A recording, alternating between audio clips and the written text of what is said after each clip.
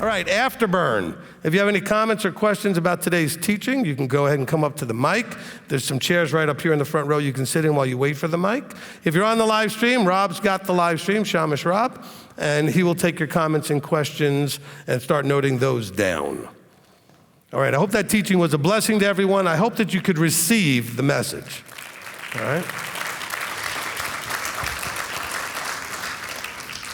All right, he is back and he is first in line. Mr. Steve Waffle. Okay. So from what you just said at the beginning and kind of how you topped it off, it appears to me that righteousness is a daily effort. Yes. It's a moment-by-moment effort. Okay? Okay. And then there's another question that I had. There's maybe some that's been shown now that are alive and didn't accept what's been put before them.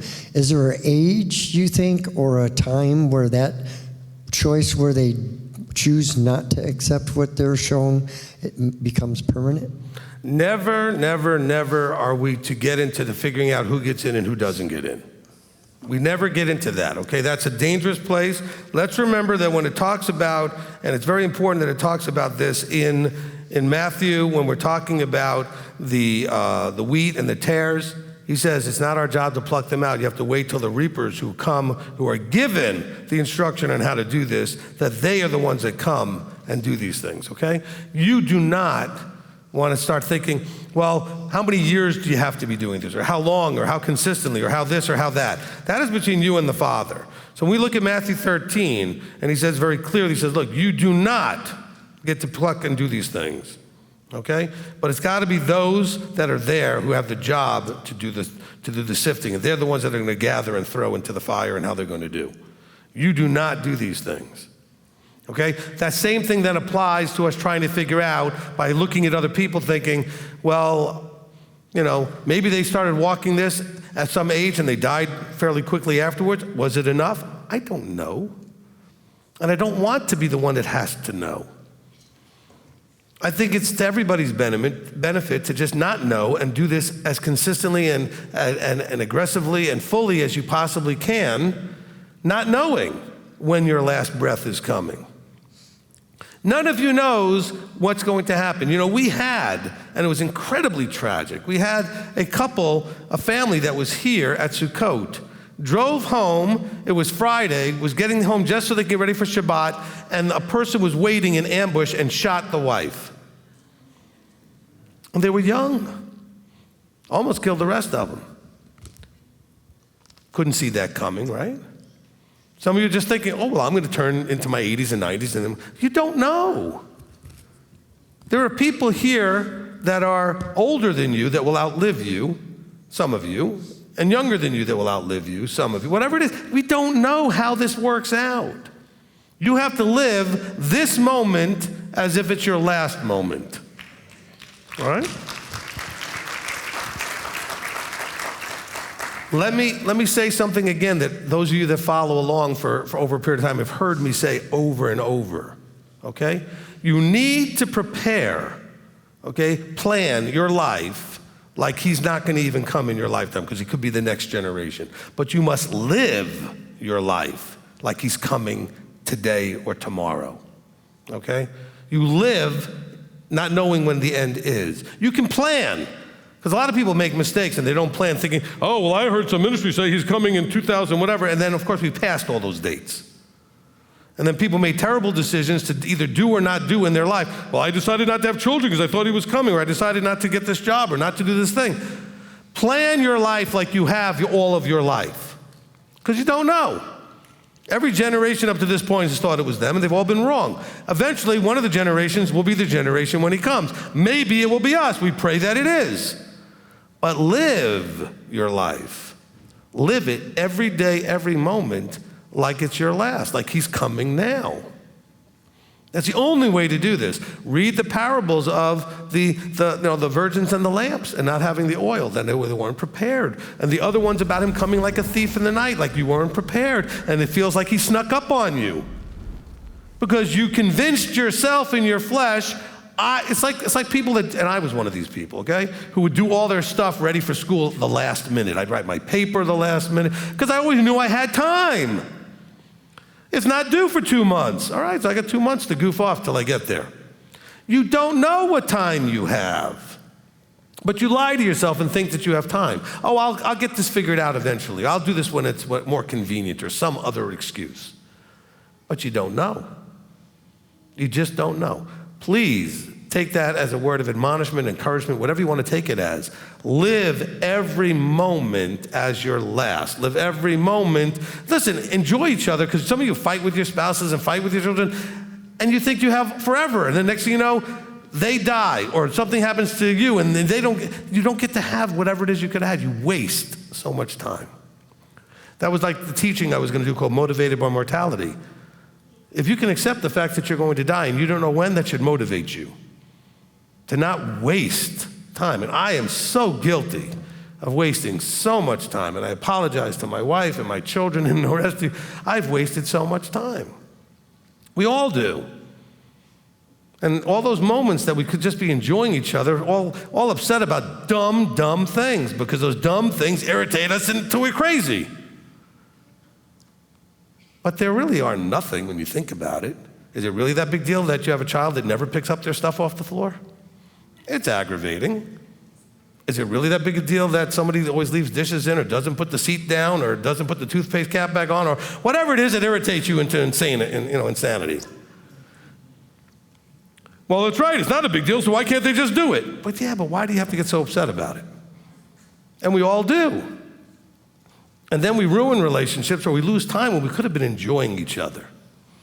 And we could if they would just clean up that. Stop that.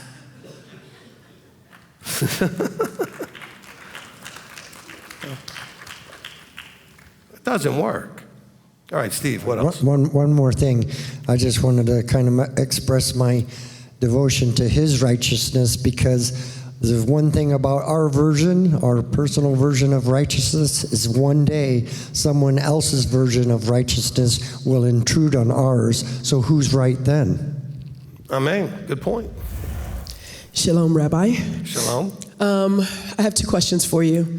The first one is, what is the difference when you were talking about the scripture that's in the Brit about leaving father, when you're fighting father against son and blah, blah, blah, blah, blah. Right. Okay. Yep. So what's the difference between that when you come out of the world and if you've gone into Christianity and you do see that, as opposed to when you come out of Christianity and you're walking in Torah? What's the difference between those? Because I got that when I came out of the world into Christianity, and I got it when I came out of Christianity into Torah. Okay, I think that it really is not as usual that would happen, okay? I got a lot of people thinking I was kind of strange and off when I went from what I was to coming into walking a belief in Messiah, Torah walk, whatever. And I came from the world into that, but it was a Torah Christian-based thing. But still, so I had friends who knew me and the mouth that I had and the things that I said and did, and they looked at me like, what did you, all of a sudden become some like wonderful little flower child? You're like so nice and this and that. It's like, what happened to Steve, you know? But they didn't get angry. It didn't become adversarial. And so in your case, though, you left a lifestyle that has caused a problem for people. So if for some people that could be a backlash from leaving and then going into a belief system that in their eyes, instead of just looking at you like, well, that's kind of weird, why are you doing all that? Basically they feel judged. They're gonna say, oh, so you think I'm wrong, because where you went, they say what I do here is wrong. And now it's the same idea as when you leave Christianity. You'd have a group of people that now feel like you think they're wrong. Now, generally when you leave the world could care less. They just think you're weird and dumb and you're gonna go off and waste your life and you're gonna miss out on all the fun. It's when people are thinking that you're wrong that they're going to get angry. Okay, when they think that you think they're wrong is what I want to say. Does that make sense? Yes, it does. Okay. And you're absolutely 100% right on that. My second question is, I know that you say this often, and it makes a lot of sense, and it's scriptural. And I had this conversation with some of the ladies, and I said, I know this is a marathon. Me personally, I was a sprinter in high school, and I hated long distance running. I just hated it. I didn't have the tenacity. I didn't have, the drive and the determination or the lungs to run for long periods of time. But if you wanted me to do 100, a 200, a 400, that was my max. How can I personally, because I notice that I do that in everything too. Like I'll go boom, and and then my yellow comes up because it's like, okay, well, if it's not fun, I don't want to do it. But how can I find a pacer to run ahead of me to keep me on pace to finish the marathon? Because it's not a fear, but it is a concern that I have every now and again when I'm like, yeah, but I'm going to blow out of this and I'm going to blow my load and that's going to be it. I'm not going to have it all to get to the end. Right. All right. Okay. So that's a really good question. First of all, it's going to be different for everybody. Like in your case, okay, the whole point is how do we continue when we might grow weary? And this verse is also to talk about do not grow weary in so doing. So first of all, for you, it may be that you need a partner or somebody that's a friend, sort of a wingman, wingwoman, so to speak, that you're pacing with, that you're encouraging each other. Come on, let's keep going. We can do this. Let's keep going. We can do this. Some of you do really well going out and running by yourself. Some of you need someone to run with. All right? I did track too for a little bit, and my thing was I needed someone in front of me to chase down. As long as there was someone in front to chase down, I could go further than I normally thought I could go and faster and keep going because I was determined not to lose and not to quit. But if I was out front, then I would have more of a problem staying out front, just going out front until someone then caught up and then it would spur me on some more. So I can see that idea of having someone to pace you. That might not be what everybody needs. Some of you may just need the idea of, you know what? I'm a sprinter, and so I normally sprint 100. I'm going to start working up to 150, and then I'll work up to 200. And then I'm just going to keep pushing myself so that my new thing that I'm used to now is 200. And then maybe it's, half a mile. Maybe then it's a full mile. And then you keep going until eventually, because you don't start off doing a 26-mile marathon. You start working your way up. One of the things that I remember teaching people when I was a personal trainer once upon a time, and I would encourage people in their working out. And one of the things I said was, look, you're not very mobile right now. You're out of shape. You're not very mobile. Okay, so let's start off with walking, and you walk from here to that tree. Excellent. And do that for a couple of days. Then you know what? Why don't we find another marker a little further down and walk from here to that one? In other words, you keep aiming a little further and keep stretching yourself. Then maybe we'll jog from here to that tree or over to where it is, and we'll start to do things that are going to start to grow you and strengthen you. So you always have to have something that's out there that you're aiming at, this is what works for me. Like I said, if there was something to chase down. If you keep reminding yourself that there's no arriving till you get to some other point, then you can keep running to that point. See, when you're running the sprint, that point is very clear, right in front of you and not very far at all. As a matter of fact, it's on the same side of the track. You don't even have to go around a turn. That's not the same as having to make turns and wind through different things to eventually get to an end. It's a little tougher when you can't see the end. So pick markers that are, I'm going to get to there and then I'll see the next marker. I'm not going to get to there and then be done, but I'm going to aim to get to that marker and then go from that marker to the next marker. Would that help? Well, spiritually, it's the same thing. In other words, you can be watching. She said, how do you do it spiritually? The same thing. It's the idea of, how do I maintain my focus? Well, I'm going to try to maintain my focus today.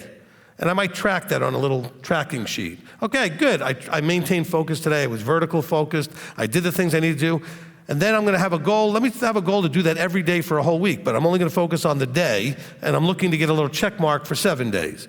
And then as I see that I'm able to do that, I'm going to say, then let me go for 30 days and see if I can get a couple of these weeks in a row. But each day I have to focus to get that check, but I have now a bigger picture. So you define those little markers, like did I study, did I pray, did I lose my temper, all the things that you're looking to fix, the daily things that come up.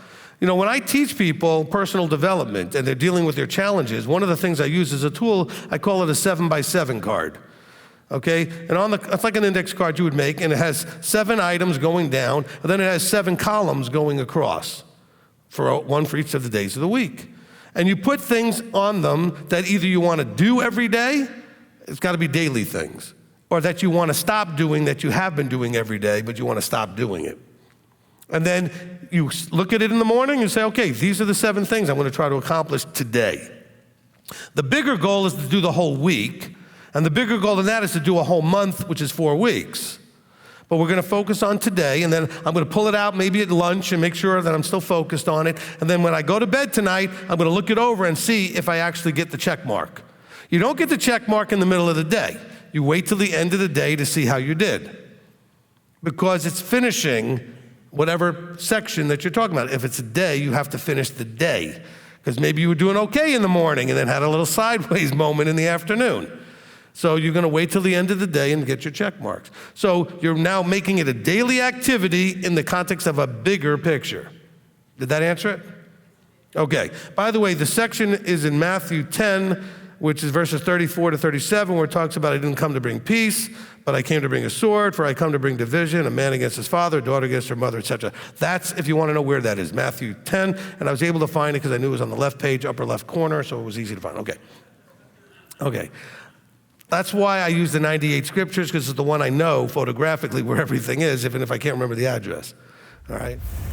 In Ezekiel 18, the last verse, 32, for I have no pleasure in the death of one who dies, declares the Master Yahweh.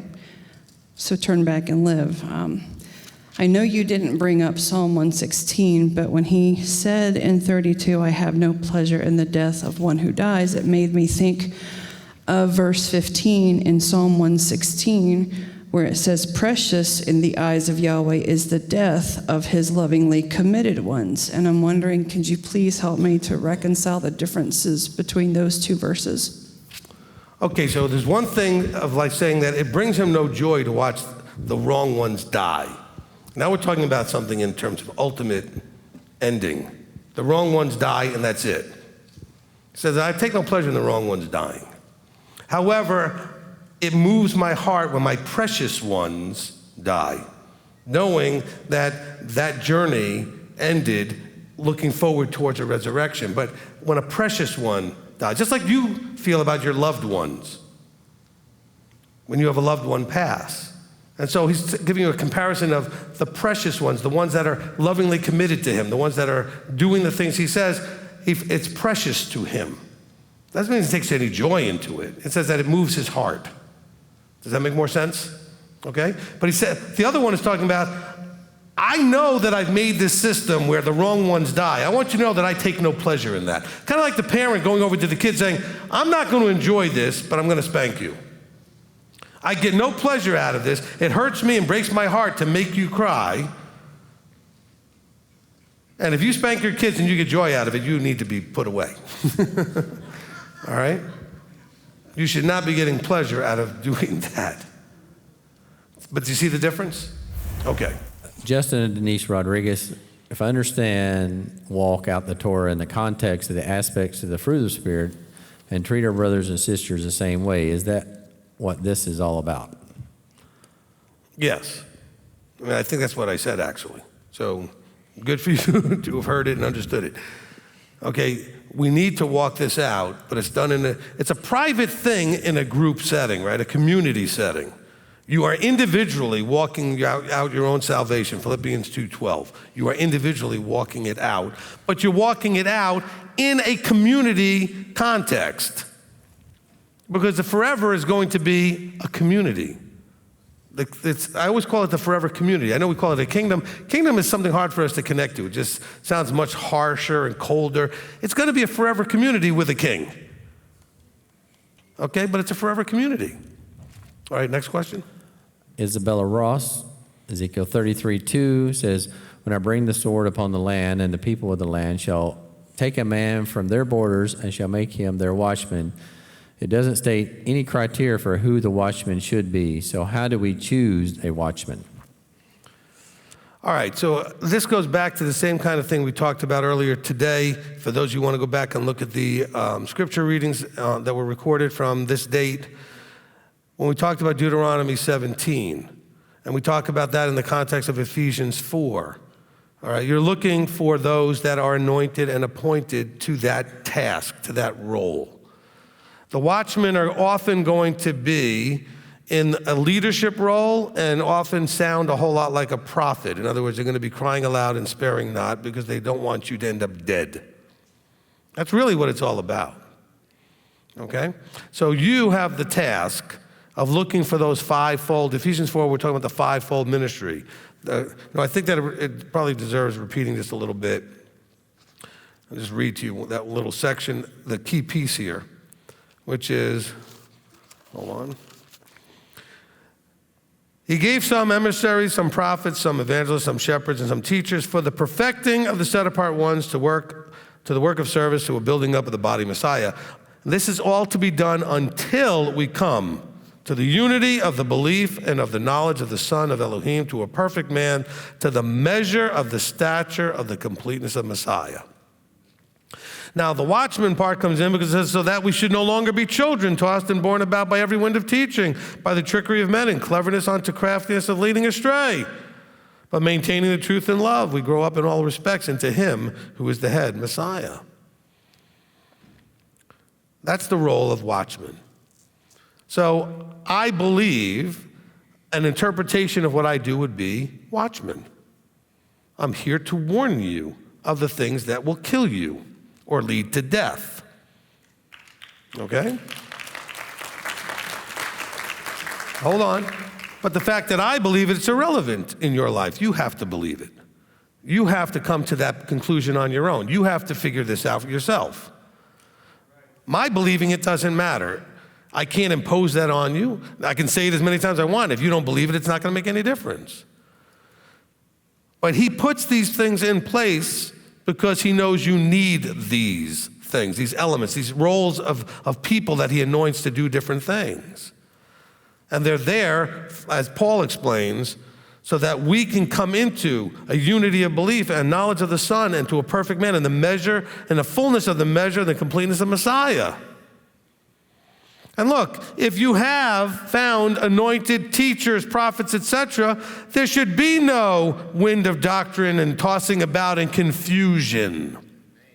And some of you wonder, why does he always talk the way he does? He just wants everybody to listen to him and not listen to anybody else. No, I want you to find one person to listen to so you're not all screwed up and confused.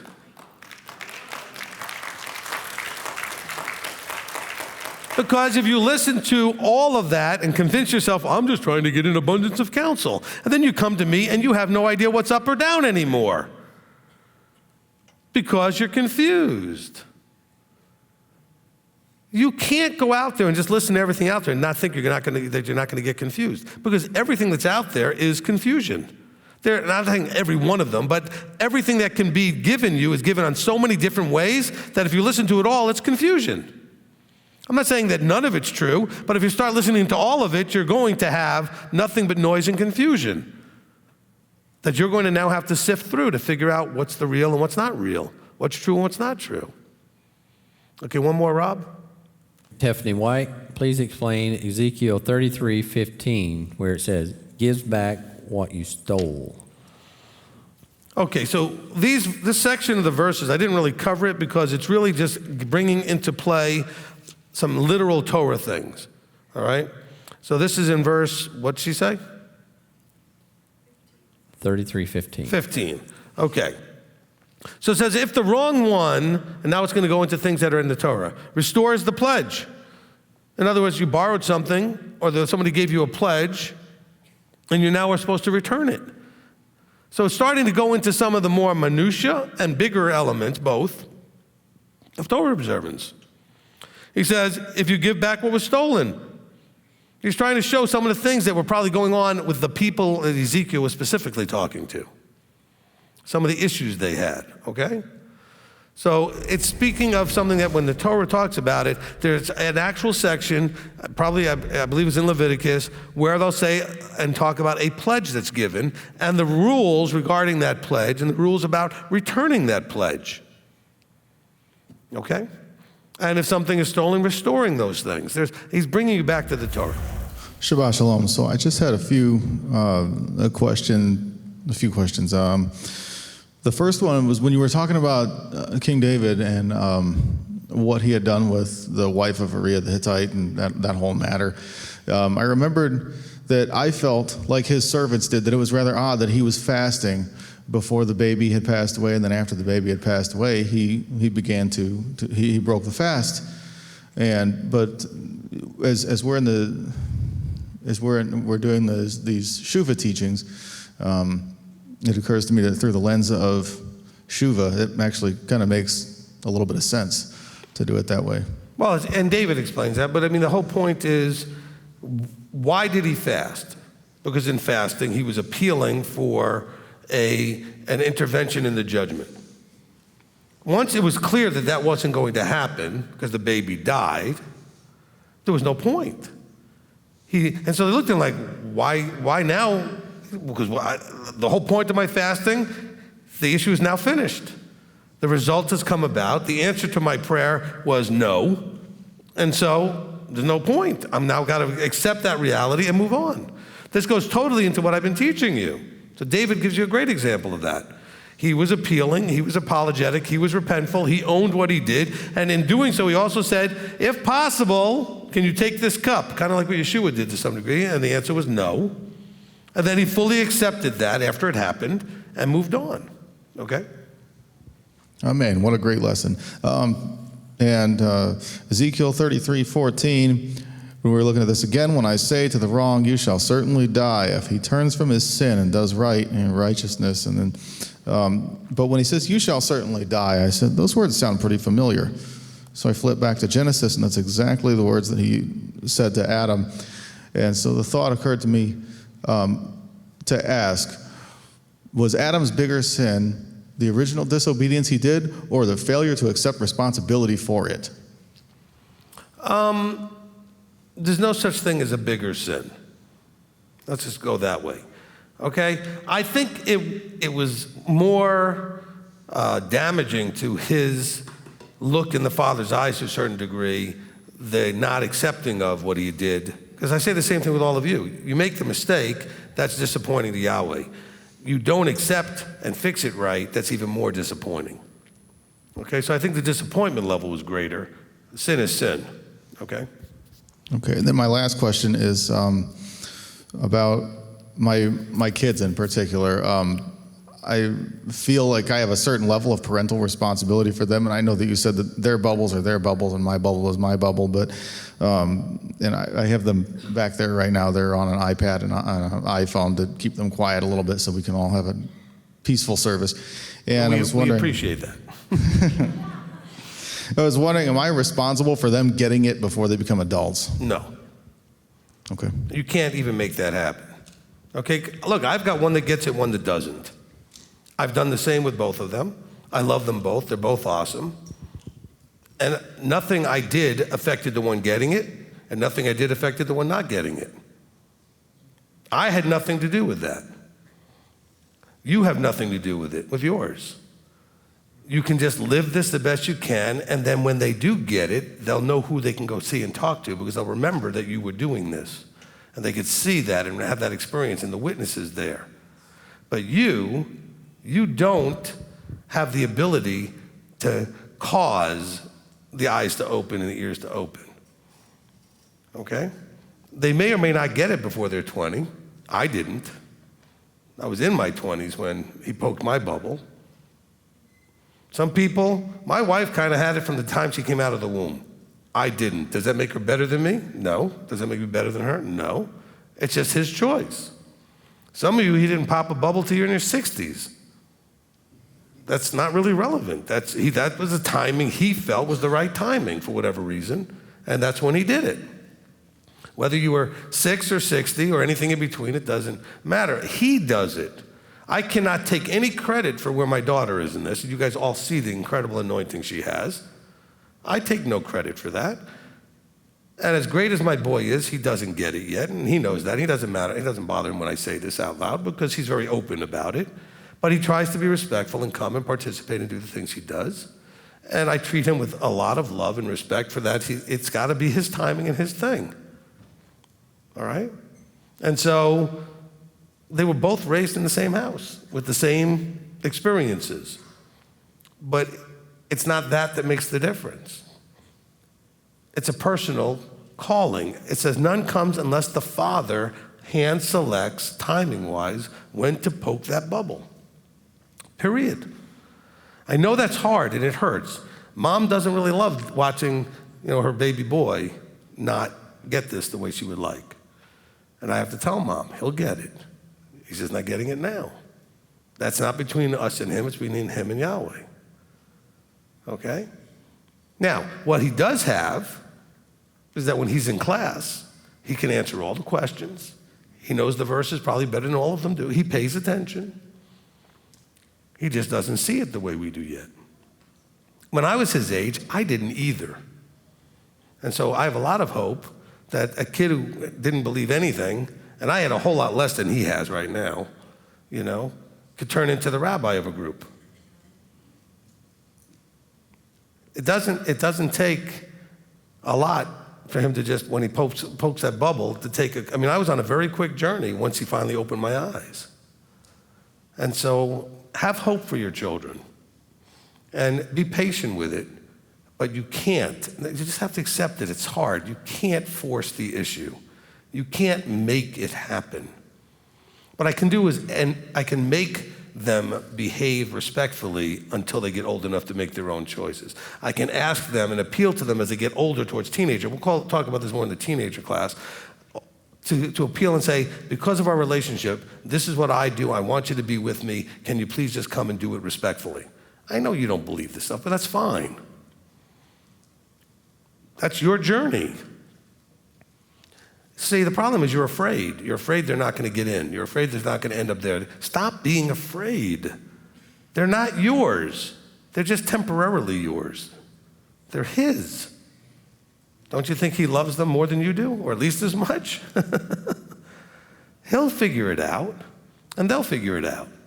And if it turns out that they make a choice and don't end up, some people make that choice. And you know what? Everybody that ever made that choice not to end up in has parents that will be upset and sad and disappointed about it, or siblings or family members. Some people make the choice not to be there. And nobody takes pleasure in that, just like he says he doesn't take pleasure in that. But you can't know, and you need to not be fearful of it. Okay, don't be afraid. Love them, pray for them, and just trust that he's got it under control, okay? Amen. All right, Mark. Just hit me with one brother rabbi. That's what I was going to say. Good. I just wanted to say brother rabbi. There you go. I love that. Brother rabbi. Well, when you was talking in that teaching about that measuring stick, it made me think why that we're here. But because before we left, we was approached from some family members that said that they can't find nobody that teaches like you. And that was my reply. I said, you need to check your measuring stick. I said, because you don't check the word by man. We check man by the word.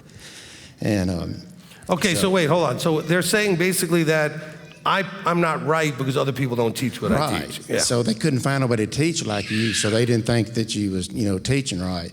So that's exactly why I am here. I'm 61 years old. My daddy was a pastor. My uncles was pastors. All my friends. I was immersed in Christianity. But, I did make that trip to the altar. And I remember I was 29 years old and I didn't really feel anything. I thought, well, I'm not going to make it.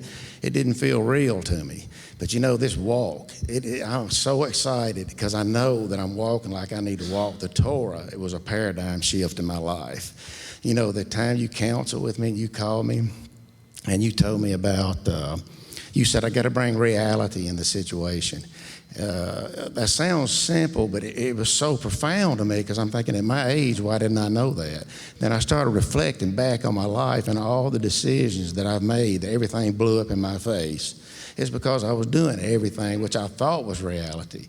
So you've taught me I've had some instances where I could see reality and emotions, and I'm able to now start separating it. And it has just been such a profound thing in my life, even at my age. Y'all called me when I was 59, but I'm just happy that he did. I'm so excited about this walk. Miss McCaw, I have a lot to learn, but like I said, I didn't feel anything when I did I was going to say once saved, always saved, but the trip to the altar, I knew just wasn't right. But even though I knew it wasn't right, I still didn't know what it was until the Father popped the bubble. And I'm so thankful for that. My anointed appointed is my brother Rabbi. Amen. Amen. And I know, Mark, that you're going to get her done.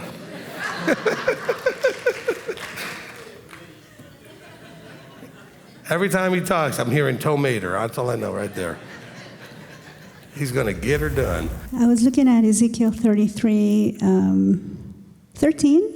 Yep. Right when it says, when I say to the righteous that he shall live, and he has trusted in his righteousness and shall do unrighteousness, none of his righteousness shall be remembered, but because of his unrighteousness that he has done, he shall die. So the righteousness is it what you were saying, that is how quickly we go back into Shabbat and repent and just No. go? So No. help me understand No, that. the righteousness is doing what's right. But part of what he's watching is when you do what's wrong, how quickly you go and make yourself get back on the path of doing what's right. Okay? And so that's part of the equation. And of course, to a certain degree, since he instructs you to do that, that is also righteousness because you're obeying his instruction to Shuva, to return and to repent. So the righteousness will be as long as we're staying in the path, but if we steer to the right or the left and we're quickly going back to where we're supposed to go, we're still considered righteous. Or when you're on the path, you're considered righteous. When you step off the path, you're considered wrong. That's why you need to get back on the path, and now you're righteous again. Okay? On the path is righteous, off the path is wrong. That's the way he's describing it. Now, the thing is, you need to recognize quickly when you're off the path and get back on the path. right. All right? Okay, that clears Now, it bear up. in mind, this idea of trusting in righteousness, think of it this way. Let's say you really didn't need awesome grades necessarily, and you realize you're running an A, there's only one more test, and if you get even like a 70 on it, you're still going to be a B+, or you have enough A that you're still going to be an A, so the grade doesn't matter. That's all, you just coast through and don't care. That's what it's talking about here. Somebody's going to rest on what they've already done and not put in the effort after that because they feel like I've done enough. And there's no such thing as done enough. You just have to always do. We're going to spend forever doing. I don't know why anybody doesn't maybe think that way, but what do you think you're going to be doing forever? You're going to be trusting him and doing whatever he says. Isn't that what you are going to be doing forever? You're going to be trusting him and doing whatever he says. We're practicing for that. Okay? Amen. One of the prayers that I really appreciate on Shabbat is when it says, in your compassion, I will enter into your kingdom, right? I will bow and I will fear you. I always think that on Shabbat, for some reason, I don't know, but I just have my imagination goes in that direction. And you were saying, be motivated by mortality, but at the same time, I think we also need to keep our focus on what's coming up. And you said the king is a millennium first before the kingdom, and how that's what's helping us to stay focused. Knowing that there is like a vision in the future. We're living the present, but with a goal of getting there in the future. And I just love that prayer. It just really brings a lot to me every time we do that. But I had a question, Rabbi, about it was about when you were talking about when you do not obey, you need to fix it, and you do not do it. When you don't fix it, you're not obeying. And it's talking about the word, but does it also apply when we come to you for counseling and we're not obeying or following kind of a direction that you're telling us because you are our anointed, appointed, and what you're saying, in my opinion, or what I believe is coming from him, is that also applicable there? Okay. Actually, this question came up this morning after we finished the Deuteronomy section. Deuteronomy 17, you could interpret it possibly as only being over Torah matters, not so much over counseling, which is kind of what Janet's asking here. But when you think about it, it says when any matter arises that's too hard for you to judge or determine what to do. It could be between blood and blood, plea and plea, stroke and stroke, matters of strife within your gates. So matters of strife, that could be a husband and wife, that could be other things that are issues. So it's not always about walking the Torah in that way. This is when there's something happening and you're challenged and there's this conflict going on and you're looking for counsel. And so then you go to those in leadership and you inquire, and they're going to declare to you the word of right ruling. They're going to say, this is what you should do from a Torah-based context, but this is what you should do. And so counseling does fit into this. It's not just looking for a judge ruling in terms of a court case. It's not just going to be about that. If you're going to ask for help, are you going ready to do what the help is, that's the guidance that you're given? And so that's why you need to be very careful and select who you go to. But once you go, are you ready to listen? And that's so important because it demonstrates how you work with a human being in a type and shadow, so to speak, of how you work with him. When you go to him, are you going to listen? And so you get to practice that with me or with somebody in a leadership position. Okay, from Yanni, Ezekiel 33:15 and 16. When turned back late in life, is this like Matthew 26 or chapter 20, verse 6 and 12? Workers about the 11-hour work in vineyard, and is this like earning life and getting the same pay like one working or walking in years?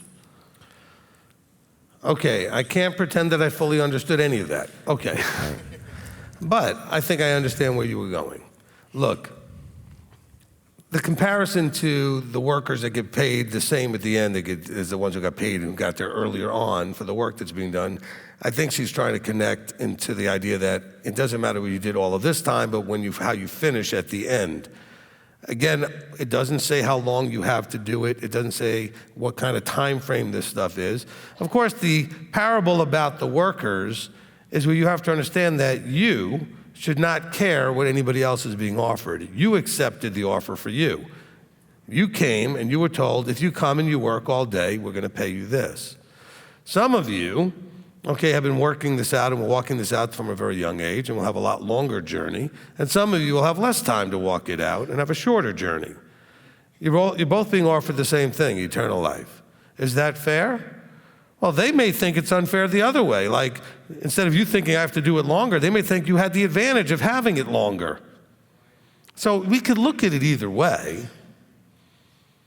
So it's a matter of what perspective, what angle you're approaching it from. That's what makes the difference, okay? Now, I do want to say this because it kind of connects up. I don't think, and I'm not going to name time frame. I already told you that doesn't, make any sense for us to do. I don't think that in like the shortest of time frames, like for example the deathbed confession, that does any good. You have to walk this out. I'm not saying how long you have to walk it out, but you got to walk it out. And so I believe, and you hear that in the Millennium and Kingdom teaching, if you did not have the time necessary to walk it out, you will be given a flesh suit in the millennium to walk it out. Scripture talks about 2 deaths. With 2 deaths, there have to be 2 lives.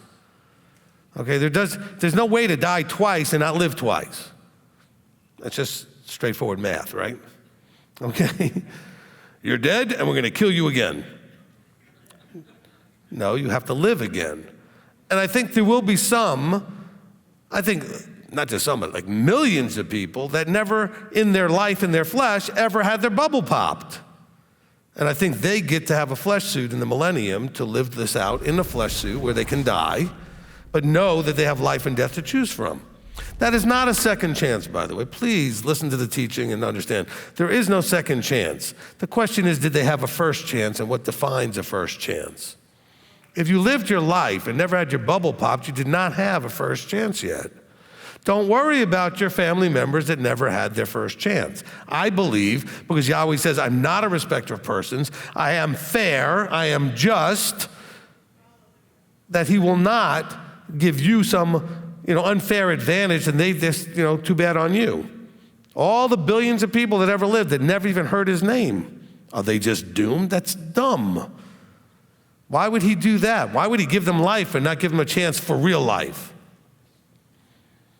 And that's also why the Christians are killing themselves trying to get this word out to everybody, because they're thinking, if we don't do it, they all die. That's also dumb, to think that he's depending on us to do all that. Okay? And it's kind of like the first time I ever heard a Christian evangelist, somewhat of a TV show I was on there, and they're talking about, basically needing to go out there and save souls because the devil is winning and we're in the fourth quarter, made some sort of football thing about it. And I'm thinking, that's dumb. Yahweh's losing? No. Why would you try to convince us that God is losing? So dumb. But they do, and they put all that pressure on you. We're not doing enough. He's going to lose. Really? He depends on, come on. You can hardly depend on yourself. He's going to depend on you? He's the most brilliant mind in the universe. He's not stupid. His wisdom is one of his greatest attributes. That's foolishness. Total foolishness. And so let's just remember that, when we're piecing this all together. He has offered you, from the moment he popped your bubble, to put in your effort so that you can walk this out and you can hear those words, well done, good and trustworthy servant. Don't worry about everybody else. That plank in your own eye will keep you busy all the way till you stop breathing. All right? It's something you can whittle at and pick at, and it's big enough to keep you busy. You don't need to worry about everybody else. All right, next, one more, Rob. You may have answered. Diane Hogg, could you expand on Ezekiel 33:9? Are we to warn those close to us or who are not in this walk? Okay, I did answer that right at the very, very, very, very beginning. It is not your job to warn anybody. Okay? First of all, who's being warned here? Everybody or those in covenant? Who? Those in covenant. Nobody's warning the Gentiles here. Ezekiel is being told about warning Israel and Judah and covenanted people. So no, it is not your job to warn your family members and your friends and everybody else. Christianity taught you that. That's not scriptural. The watchman is watching on the wall of the covenanted camp.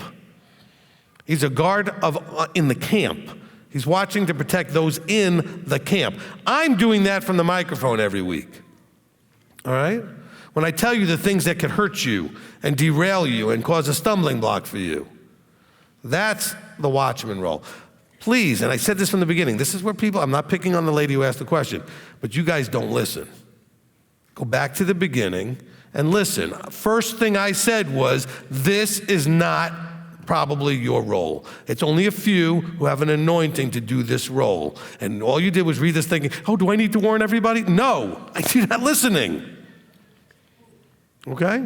It is not your job. Know what your job is? Philippians 2:12. Walk out your own salvation in fear and trembling. Be a light and an example through your walking out your own salvation for others to see. Let me do the warning and others who have that job to do, okay? He says in chapter 33, the beginning says to Ezekiel, you, son of man, speak to the children. You I've appointed as a watchman. He didn't say the rest. Verse 7, it says, and you, son of man, I have made you a watchman. I didn't make you a watchman and tell everybody in Israel is a watchman. I said, I made you a watchman for the house of Israel. One for the whole nation.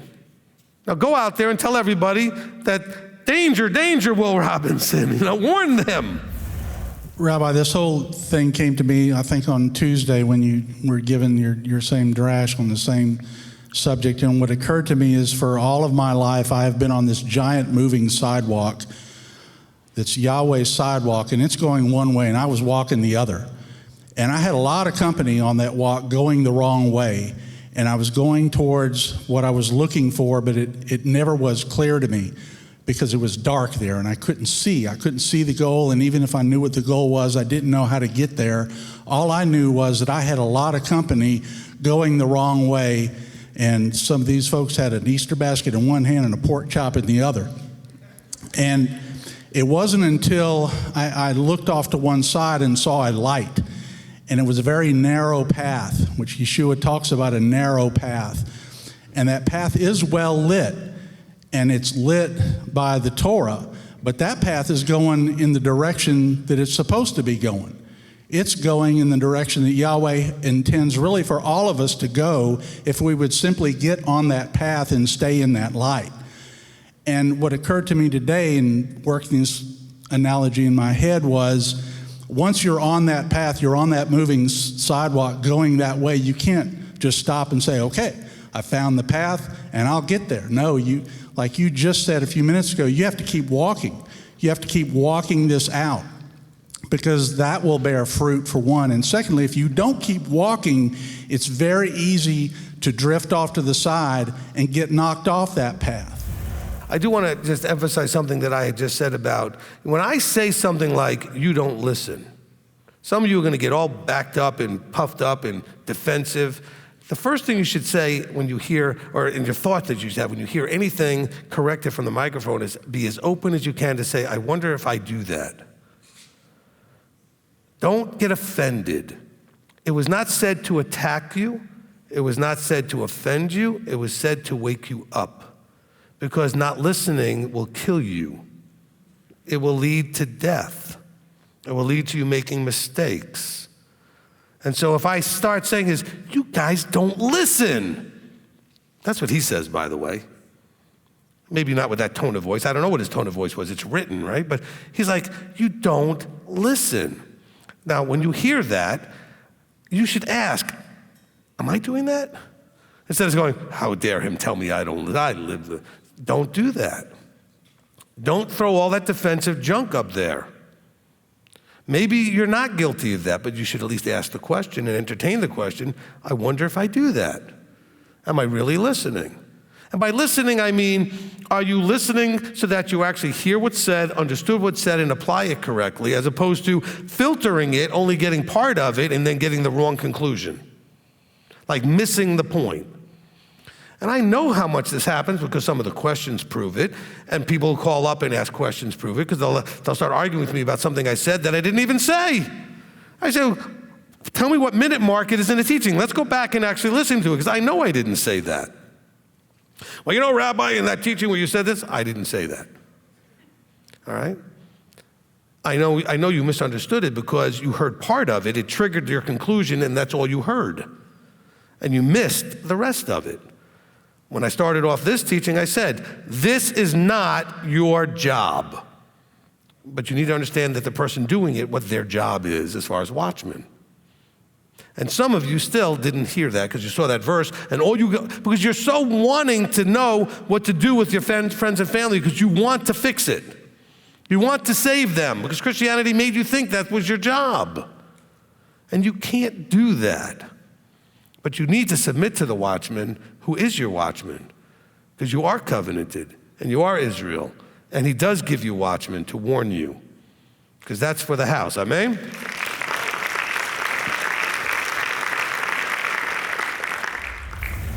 And your name? Daphne. Hi, Daphne. Hi. So if you've been on this walk for a while and you're doing everything you know to do, you're keeping covenant, and you have no interest in not keeping covenant, but you're all of a sudden feeling disconnected from Yah. should you take that as a sign that maybe you need to examine yourself and maybe you did walk off the path a little bit and you need to maybe take it as like a red flag? Or is it just a test that everybody goes through and you can just trust that you just kind of persevere and don't listen to your feelings and it'll come back? Okay, so what do you think the answer is to a question like that? What should she do? Counsel. Some of you said counsel, right? When you don't know, I wanted to use you as an example just so I can see if they're paying attention. These are the kinds of things that you should make a call and get counsel. Because all of the things you said, any one of them could be the problem or the right way to go. But only through counsel can we unwrap it a little bit to figure out what's really going on. Okay? So you should counsel. And in that counseling, we'll talk about what you've been doing, what you've been feeling, when you feel that way, is there something triggering it? We can dig underneath to figure out what the issue. It may be that you just need to kind of get through this little period that might be a little test and see where you end up. I don't know because I don't have enough information, but if you counseled, we could get there. Okay? Amen. Good. Sandy G., would Rabbi agree that John 6:68 and Matthew 19:17 are confirmed and related to Ezekiel 33:15? I don't know that any of these three is connected to each other in any particular way necessarily. Okay, so in Ezekiel 33:15, it says, if the wrong restores the pledge and gives back what he's stolen and walks in the laws of life without doing crookedness, he'll live. Matthew, it says, why do you call me good? No one is good except one, Elohim, but if you wish to enter the life, guard the command. So the guard the commands part, I guess, is linked in that way. And then the way they're trying to link 68 is, Master, to whom shall we go? You possess the words of life. These two things, okay, John is trying to get you to know what source to go to for the information. In Matthew, it's more connected to this, the idea of being good or not and pointing out to what is good. So that one's probably a little bit more connected to Ezekiel. It's loosely connected, I guess, to John verse because in order to do what Ezekiel's talking about, you need to have the source of the information. And Yeshua is the truth, the source, the life. He says, why would we go somewhere else when you have the words of life? So you know what? I guess from that point of view, they could be connected in that way. They're not actually talking about the same thing, but I guess they can be connected if we kind of stretch out there and figure out how we can connect them together. All right? All right, would that be it, Rob? Are we good? Okay, all right, awesome, fantastic.